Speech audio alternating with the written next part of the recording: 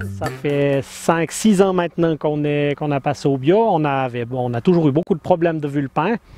Et puis c'est un petit peu mon souci en passant au bio.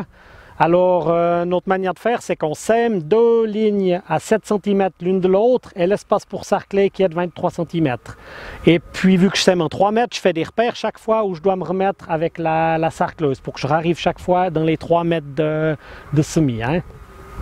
Alors, on sarcle avec une vieille sarcleuse à betterave frontale qu'on a modifiée un petit peu, répartie un petit peu pour que ça fonctionne. Et puis avec le tracteur, je guide donc avec le tracteur. J'ai choisi cette option à cause du prix parce que le sarcleur je ne l'ai pas payé bien cher. Et puis comme ça, tout le monde peut aller sarcler, mon employé peut aller avec, il n'y a pas d'électronique, c'est tout simple.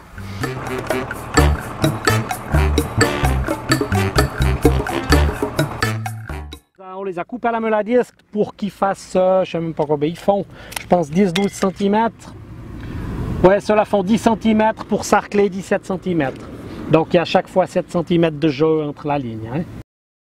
Alors ce que je trouve de bien avec le sarclage, c'est que ça peut être du rattrapage. On ne le fait pas systématiquement. Si la parcelle est propre, on va même pas sarcler. Juste 1 ou 2 passages d'air cetri suffisent. Mais si tout d'un coup ça vient sale ou les conditions météorologiques au printemps ne le permettent pas, on peut aller très très tard avec la sarcleuse. C'est le plan B, quoi, voilà. C'est ce que je trouve de bien.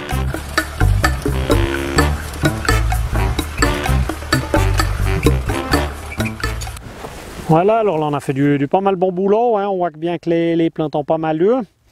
Et puis au niveau du sarclage du débit de chantier, on est à, je pense, 1 hectare à l'heure, mais dans des belles parcelles.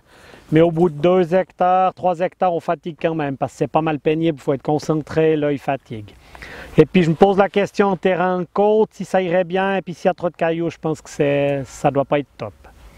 Pour ceux qui désirent sarcler, alors c'est déjà important, il faut commencer l'année d'avant. Avant le semis, il faut déjà préparer son semoir, savoir un petit peu quel écartement on va prendre pour pouvoir passer avec la sarcleuse après derrière au printemps. Après, il faut bien faire attention de sarcler dans des conditions vraiment sèches, hein, pas que ça colle, sinon ça ne fait pas du bon boulot.